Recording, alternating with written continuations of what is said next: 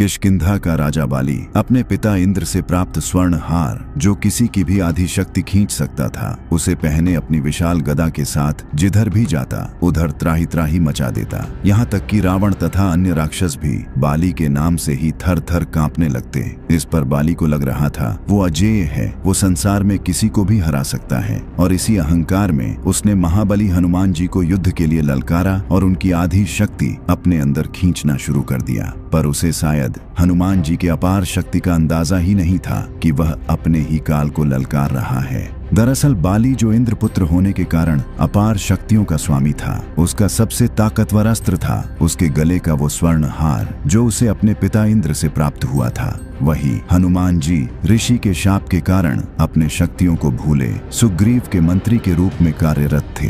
हनुमान जी अपना ज्यादा समय पहाड़ की कंदराओं में राम नाम जप करते हुए बिता रहे थे, और बाली भी किष्किंधा की प्रजा का उत्तम प्रकार से देखभाल करते हुए शासन कर रहा था। पर इसी बीच राक्षस राज रावण ने कुछ ऐसा किया कि बाली एक अच्छे शासक से अहंकारी वानर बनकर रह गया। असल में जब लंकापति रावण तीनों लोकों के देवी देवताओं को जीतने के बाद भी अशांत था, क्योंकि उसे पता था कि उसका वध वानर और मनुष्य के हाथों अभी भी संभव है। और तब उसने सोचा कि अगर वानरों के राजा बाली, जो मेरे समान ही शक्तिशाली है, उसे हरा दूं तो वानरों से मृत्यु का भय समाप्त हो जाएगा। और तब रावण अपने पुष्पक विमान से समुद्र तट पर संध्या वंदन कर रहे बाली के समक्ष पहुंचकर युद्ध के लिए ललकारने लगा। रावण ने सोचा कि वह आसानी से बाली को मार देगा, पर बाली ने अपना स्वरूप बड़ा किया और रावण को अपनी बाईं कांख में दबाकर अपनी संध्या वंदन करने लगा। पर संध्या वंदन के बाद भी बाली ने रावण को आजाद नहीं किया। लगभग 6 महीने तक बाली ने रावण को अपनी कांख में दबाए हुए ही अपना जीवन व्यतीत करने लगा।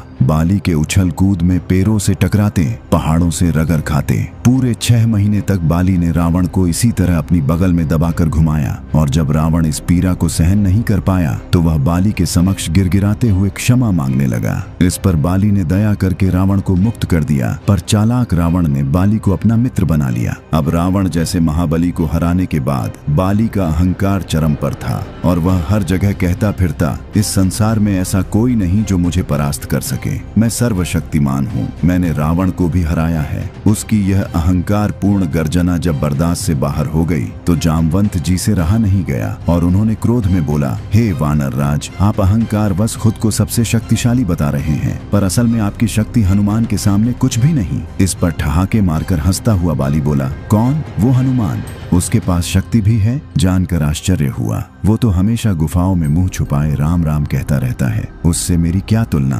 पर जामवंत, तुम कह रहे हो तो मैं उसकी भी जीवन लीला समाप्त कर ही देता हूँ। फिर क्रोध और अहंकार से गरजता हुआ बाली हनुमान जी को ढूंढते हुए उस वन में पहुंचा जहां हनुमान जी तपस्या कर रहे थे। वह अपनी विशाल गदा से पर्वतों पर प्रहार करता हुआ, वृक्षों को तिनके की भांति उखाड़ कर फेंकता हुआ और सिंह की भांति गर्जना करते हुए हनुमान जी को ललकार कर कह रहा था, कहाँ है वो हनुमान? कहाँ छुपा है वो तपस्वी? आज मैं उसकी जीवन लीला समाप्त करके ही किष्किंधा लौटूंगा। इधर शांत वन में जहाँ केवल पक्षियों का कलरव और झरनों का संगीत था, पवन पुत्र हनुमान एक शिला पर बैठे राम राम कहते हुए ध्यान में लीन थे। तभी बाली का अहंकार भरा कोलाहल उस शांत वातावरण में विष घोलने लगा। वह गरज गरज कर कहता, है कोई जो मुझसे युद्ध कर सके? कोई है जो बाली को परास्त कर सके? हनुमान जी ने पहले तो उसे अनदेखा करने का प्रयास किया, क्योंकि उनकी तपस्या में विघ्न पड़ रहा था। परंतु जब बाली उनके समक्ष आकर उन्हें युद्ध के लिए ललकारने लगा तो हनुमान जी ने अपनी आंखें खोली और अत्यंत विनम्रता से कहा, हे किष्किंधा नरेश, हे देवराज इंद्र के पुत्र, आप निसंदेह इस संसार के सबसे शक्तिशाली योद्धाओं में से एक हैं। आपको कोई नहीं हरा सकता, परंतु इस शांत वन और इन निर्दोष वृक्षों पर अपनी शक्ति का प्रदर्शन क्यों कर रहे हैं? इस पर बाली ने अत्यंत अपमानजनक शब्दों में अट्टहास करते हुए कहा, चुप हो जा वानर, मुझे ज्ञान मत दो, मुझसे युद्ध करो या मरने के लिए तैयार हो जाओ। यह सुनते ही हनुमान जी का शांत और सौम्य मुखमंडल प्रलयंकारी तेज से धधक उठा। उन्होंने अपनी गदा उठाई और बाली के युद्ध की चुनौती स्वीकार कर ली। यह कोई साधारण युद्ध नहीं होने वाला था। यह था 2 महाशक्तियों का टकराव। एक ओर दिव्य वरदान से युक्त बाली तो दूसरी ओर स्वयं रुद्र के अवतार पवन पुत्र हनुमान। जैसे ही युद्ध का दिन निश्चित हुआ, तीनों लोकों में हाहाकार मच गया और जैसे ही हनुमान जी युद्ध के लिए निकलने को हुए तो स्वयं परमपिता ब्रह्मा उनके समक्ष प्रकट हो गए। उन्होंने हनुमान जी को समझाने का प्रयास किया कि वे बाली से युद्ध न करें, पर हनुमान जी ने कहा, मैंने बाली के युद्ध की ललकार को स्वीकार किया है और अब युद्ध न करना कायरता होगी। तब ब्रह्मा जी ने एक अद्भुत सुझाव दिया।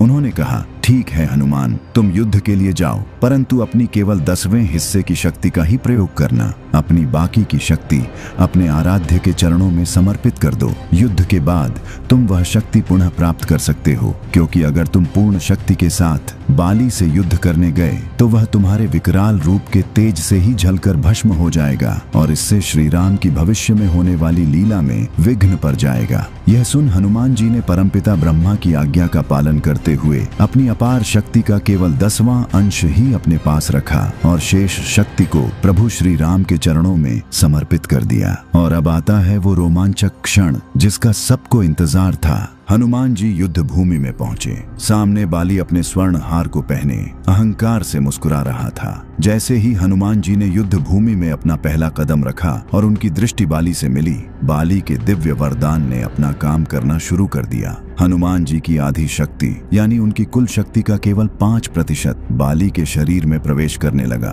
और फिर बाली को अचानक अपने शरीर में अपार शक्ति का अनुभव हुआ जो उसने आज तक महसूस नहीं की थी। उसे लगा जैसे सहस्त्र सूर्यों की ऊर्जा उसके भीतर समा रही है। वो सोचने लगा, मेरे अंदर कितनी अधिक शक्ति आ रही है, अब मैं सर्वशक्तिमान बन जाऊंगा। परंतु अगले ही पल बाली का शरीर उस प्रचंड ऊर्जा के वेग को सह न सका और गुब्बारे की तरह फूलने लगा। उसकी नसें फटने को हो गईं। उसके आंख, नाक और मुंह से रक्त की धारा बह निकली। बाली को समझ ही नहीं आ रहा था कि यह क्या हो रहा है। तभी उसका शरीर इतनी अधिक शक्ति को संभाल नहीं पाया और असहनीय पीड़ा से चीखने लगा। जैसे ही बाली का शरीर उस दिव्य शक्ति के तेज से फटने वाला था, आकाश में भयंकर गर्जना हुई और बाली के समक्ष स्वयं ब्रह्मा जी प्रकट हुए। ब्रह्मा जी ने गंभीर स्वर में कहा, बाली, यदि अपने प्राण बचाना चाहते हो तो अभी इसी क्षण हनुमान से जितना दूर भाग सकते हो भाग जाओ, अन्यथा तुम्हारा शरीर इस शक्ति के भार को सहन नहीं कर पाएगा और टुकड़े टुकड़े हो जाएगा। बाली को कुछ समझ नहीं आया, परंतु साक्षात ब्रह्मदेव को अपने समक्ष देख वो समझ गया कि स्थिति बहुत गंभीर है। वो तुरंत युद्ध भूमि से पलटा और अंधाधुंध भागने लगा। वो सैकड़ों मील तक बिना रुके भागता रहा। अंत में जब वो बहुत दूर निकल गया तब जाकर उसके शरीर को कुछ राहत मिली और वो थककर धरती पर गिर पड़ा और बेहोश हो गया। कुछ समय बाद जब बाली को होश आया तो उसने फिर से परमपिता ब्रह्मा को अपने सामने खड़ा पाया। ब्रह्मा जी ने उसे समझाया, हे बाली, तुम स्वयं को संसार में सबसे शक्तिशाली समझते हो, परंतु तुम्हारा शरीर हनुमान की शक्ति का एक छोटा सा अंश भी संभाल नहीं पाया। हनुमान तो मेरी आज्ञा से अपनी कुल शक्ति का केवल 10वां हिस्सा ही लेकर तुमसे युद्ध करने आया था और तुम्हारे वरदान के अनुसार उसकी भी आधी शक्ति यानी केवल 5% ही तुम्हारे शरीर में आ रही थी और देखो तुम्हारा शरीर उसे भी धारण नहीं कर पाया। सोचो बाली, यदि हनुमान अपनी संपूर्ण शक्ति लेकर तुमसे युद्ध करने आते तो तुम्हारा क्या होता? तुम्हारा शरीर तो एक क्षण में ही भस्म हो जाता। यह सुनकर बाली की आंखों से अहंकार का पर्दा हट गया। उसे अपनी भयंकर भूल का एहसास हुआ। उसे समझ आया कि वो किस महाशक्ति से टकराने चला था। बाली तुरंत हनुमान जी के पास लौटा और उनके चरणों में गिरकर क्षमा मांगने लगा। और इस वीडियो में देखिए कि जब अहिरावण की देवी पाताल भैरवी ने हनुमान जी के प्रणाम के बदले उन पर एक अत्यंत ही भयानक प्रहार कर दिया, जिससे हनुमान जी कराहते हुए जमीन पर गिर पड़े, तो हनुमान जी ने अपना रूप अत्यंत ही विकराल करके ऐसा क्या किया कि अहिरावण तथा उसकी देवी पाताल भैरवी डर कर भागने लगी।